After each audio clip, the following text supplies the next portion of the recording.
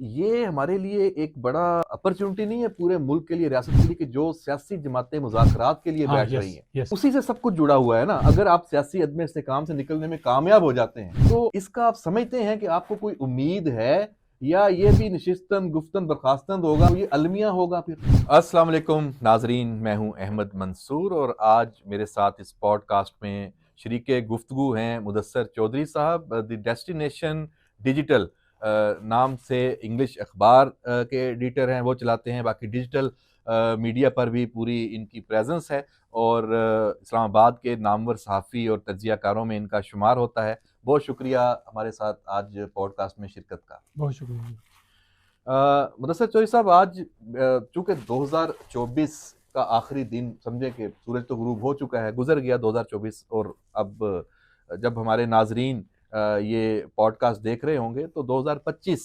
का आगाज़ हो चुका होगा।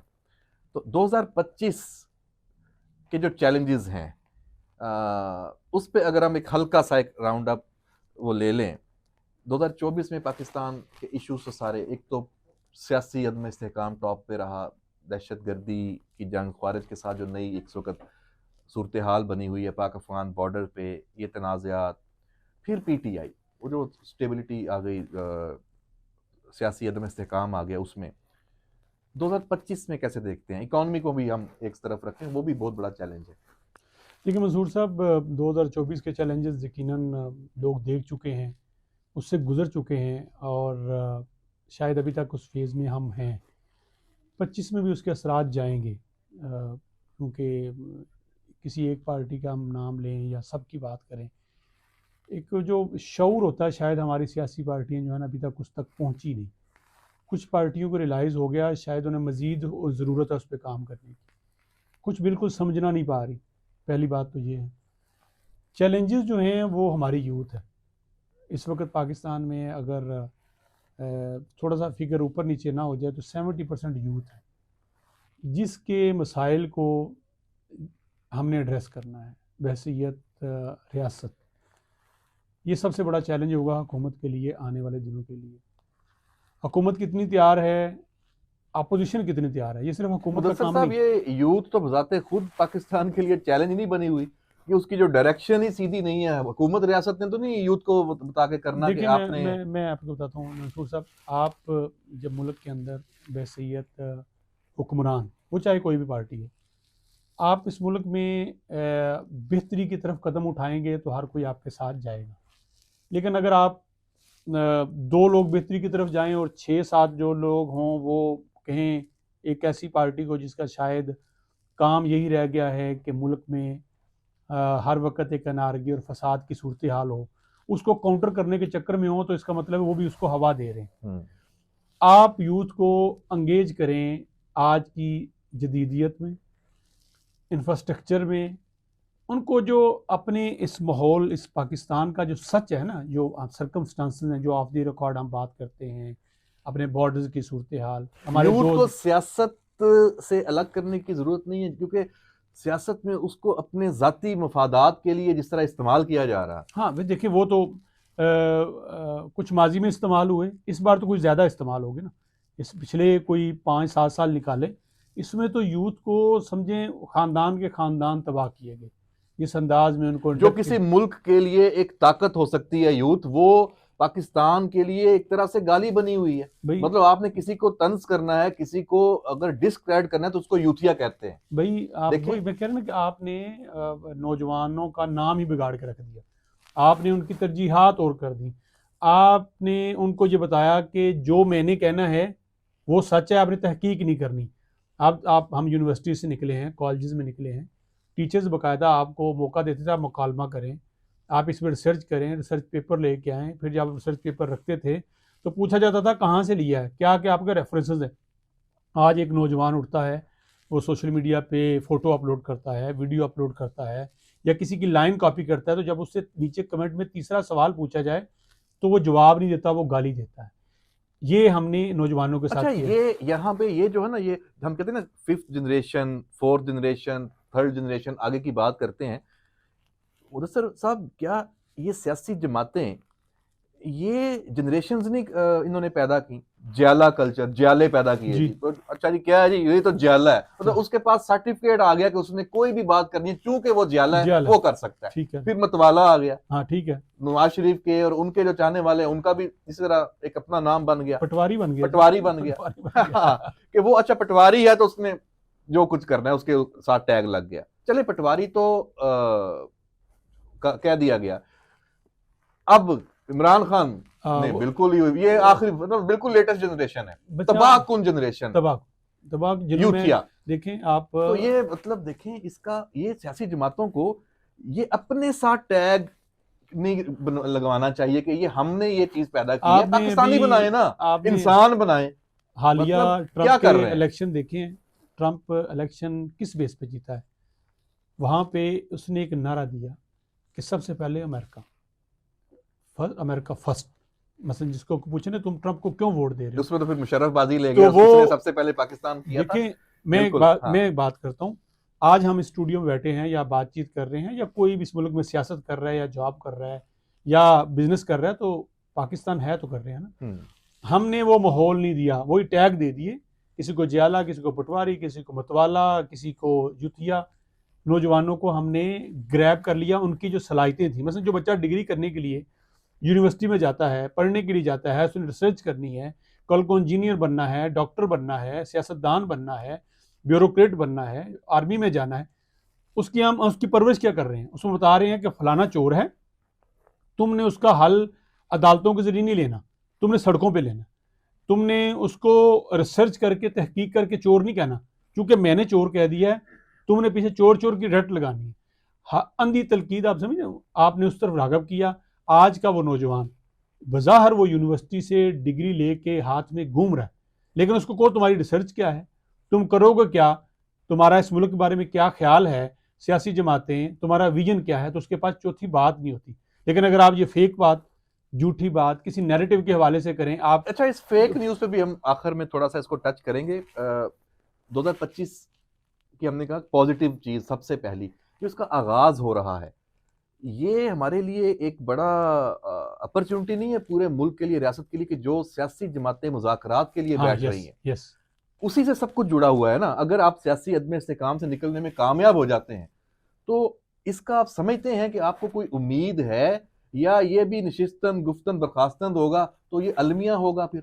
देखें, एक तो मंसूर साहब तमाम सियासी जमातों को इस मोड़ से निकल आना चाहिए, जो कि अब सियासतदान जो पुराने जिनने भुगता है वो कर रहे हैं, कि एक हुकूमत में होगा तो दूसरा जेल में होगा, दूसरा हुकूमत में आएगा तो पहला जेल में होगा। ये मोड़ से निकल आए, एक दूसरे पे वो जो चोर डाकू वाला काम ख़त्म कर दें, सियासत करें, अपने अपने विजन, अपने अपने मैनिफेस्टो के साथ आएँ, लोगों को मौका दें, वो आपको समझें जानें। ये इंतशार वाली सियासत ख़त्म होनी चाहिए।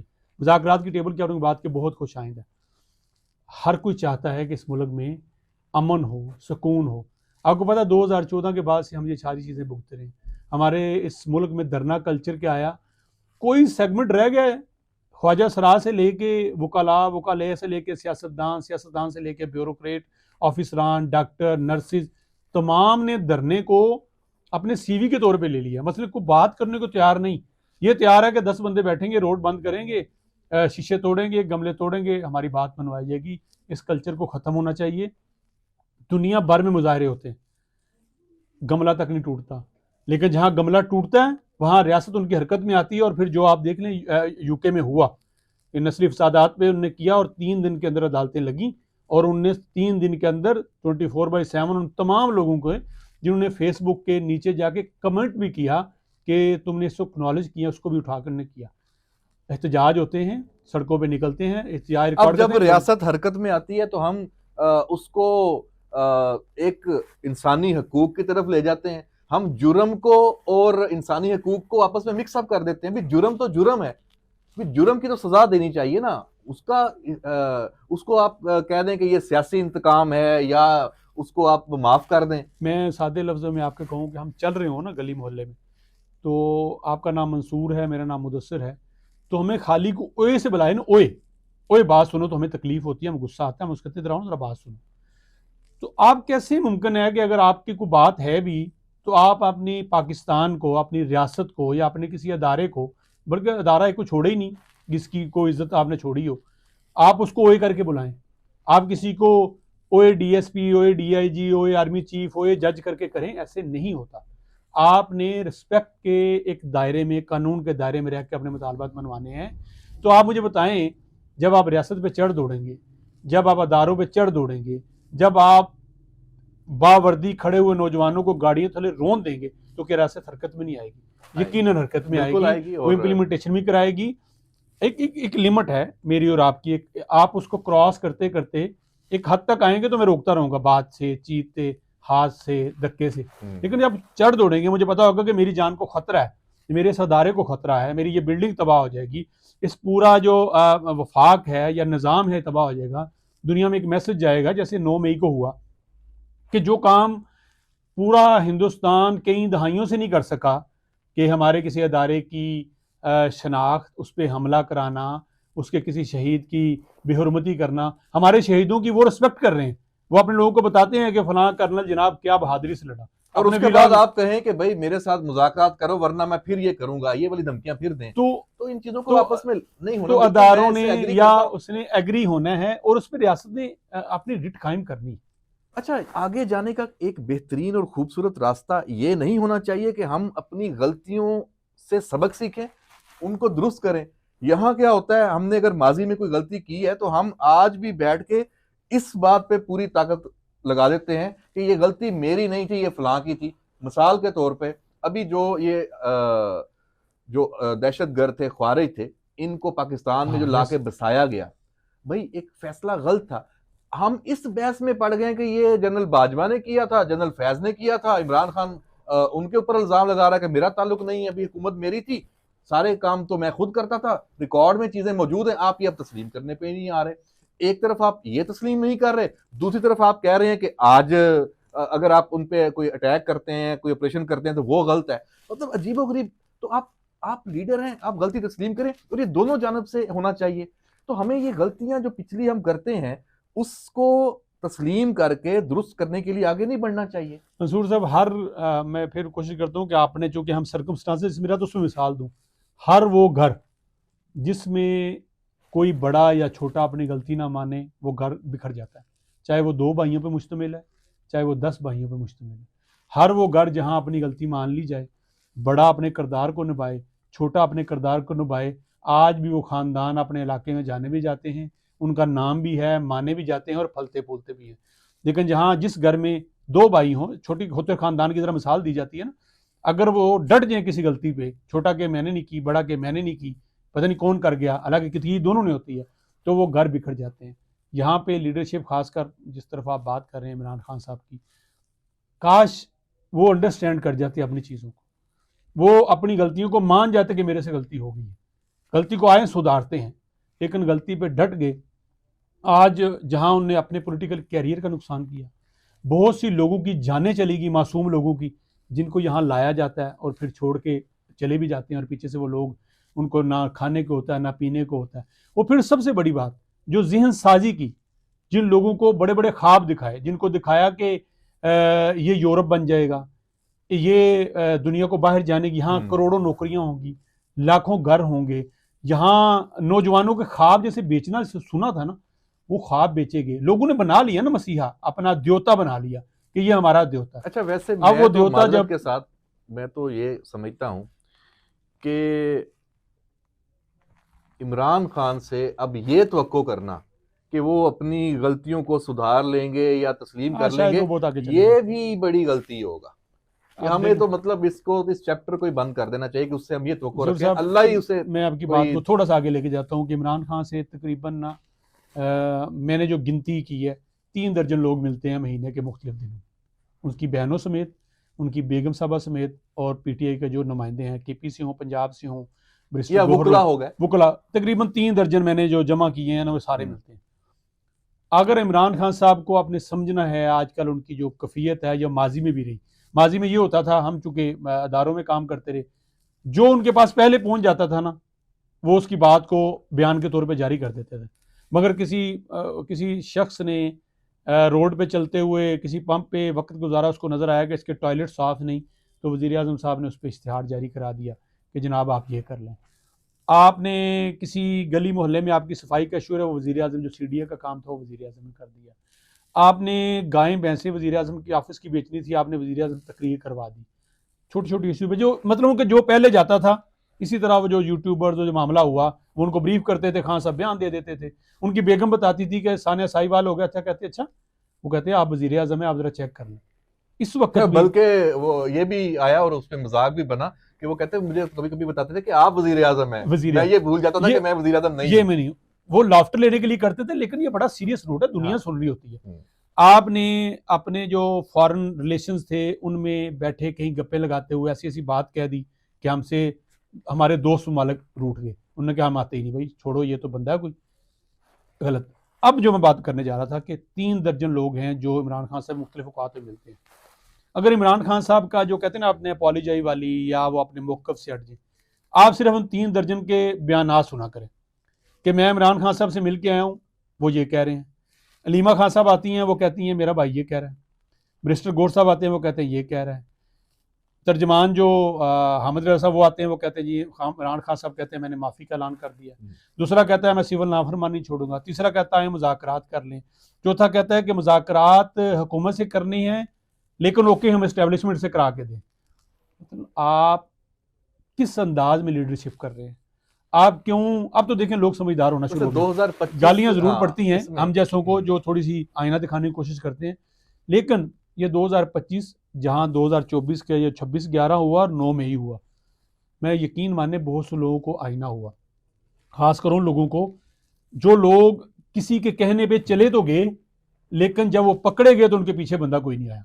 उनके माँ बाप ने जूतियां घिसाई, वो अपने बच्चों को ढूंढते रहे, वो मतलब जेलों सबक में मिला, अगर सबक समझे कि उनको सबक उनको मिला। मिल गया, उन्होंने अपनी नस्लों को बता दिया। अब ये जो 26/11 हुआ, ये जो 26 नवंबर को हुआ, इसमें भी बहुत सारों को सबक मिला कि कैसे लीडर जो हैं आपको कहते रहे कि आप आगे जाएं और खुद गलियों बाजारों में बैठ के, जैसे वो 12 जिले छोड़ के आई उसमें थिंक जो पैदल चले गए ये थे 12 बात जिले की करके। जा रही है कि ये जो इसमें 26 नवंबर में लाशों का बयानिया बनाया गया और यार सारा, अफसोसनाक था। ये बुनियादी तौर पे इसलिए बनाया गया कि कोई ये सवाल ना उठाए कि लीडरशिप किधर है, सर लीडरशिप कहाँ गायब हुई। गोली क्यों चलाई वाला नैरेटिव क्या है? इस सवाल और इस उंगली उठाने से बचने के लिए ये सारा ड्रामा सारा कर दिया गया। लोग समझदार हो गए हैं। तो अगले साल 25 में सब कुछ जुड़ा है पॉलिटिकली, अगर हम देखें इन मुज़ाकरात से, तो क्या आप ये मशवरा नहीं देंगे तहरीक इंसाफ की लीडरशिप को कि खुदा के वास्ते ये जनवरी का पूरा महीना, 31 जनवरी की डेट दी गई है कि इस 1 महीने में हमने मुज़ाकराती अमल को मुकम्मल करना है, अपने दिमाग से सोच के बैठें, पर्ची ना लें, अडियाला से लेके ना आए, तो शायद कोई बेहतरी फैसले कर लें। लेकिन अगर वहां भी उन्होंने सब कुछ यही कहना कि इमरान खान ने ये कहा है तो हम आगे ये करेंगे, तो फिर तो नतीजा नहीं निकलना। पाकिस्तान तहरीक इंसाफ का नाम है इमरान खान, इमरान खान का नाम है पाकिस्तान तहरीक इंसाफ। हम तो कहते हैं अल्लाह उनको जिंदगी दे और वो जब तक पाकिस्तान है तब तक रहे। मैं एक बात जिस दिन वो आगे पीछे हुए खत्म है, तहरीक ये पार्टी है ही नहीं। नाम तो जो भी है इमरान खान और तहरीक इंसाफ का नाम है सोशल मीडिया का गंग। चले आप तो ये इनको वहां से ये अपने दिमाग से नहीं अब सोच रहे, नहीं सोच सकते। ये सारा जो ये ट्रेंड्स, ये पूरे फैसले करते हैं कि आज का ट्रेंड क्या है, मजा किस में आएगा, सर मैं व्यूज कहां से मिलेंगे। कह रहा हूं कि तो भाई डायरेक्शन ये लेते हैं सोशल मीडिया से, क्या मुल्क चलते हैं यहाँ से? इनको पॉलिसी बदलनी पड़ेगी। पार्टी वहां से है, इस पार्टी के इन जो बाहर जितने भी लोग हैं इनकी कोई वर्थ नहीं।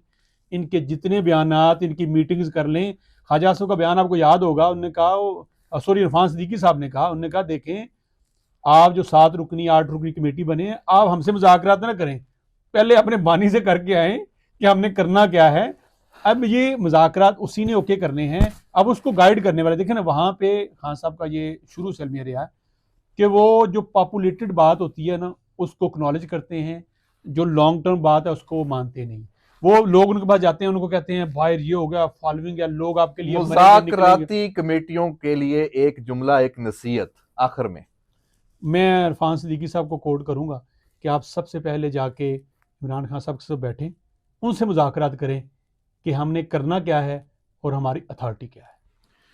मुदस्सिर चौधरी साहब का बहुत शुक्रिया इस पॉडकास्ट में। नाजरीन, हमने जो गुफ्तगू की है उसका आखिर में कंक्लूड यहीं पे किया है कि 2025 से जो उम्मीदें हैं पाकिस्तान के, जितने भी चैलेंजेस उनका सामना और मुकाबला करने के लिए, उसमें जो सर फहरिस्त है वो जनवरी के महीने में होने वाले सियासतदानों के मुज़ाकरात हैं, अगर वो सियासतदानों तक ही महदूद रहें तो अच्छा है। और सियासतदानों को इससे कुछ ना कुछ हमें कौम को, आपको, हम सबको निकाल कर देना चाहिए। ये नहीं होना चाहिए कि ये अमल नशिस्तन गुफ्तन बर्खास्तन हुआ है, क्योंकि फिर उसका खमियाजा पाकिस्तान भुगतेगा, अवाम भुगतेंगे, आप और हम सब भुगतेंगे। तो 2025 में इस उम्मीद के साथ कि कुछ अच्छा होगा, इजाज़त दीजिए। अल्लाह हाफ़िज़।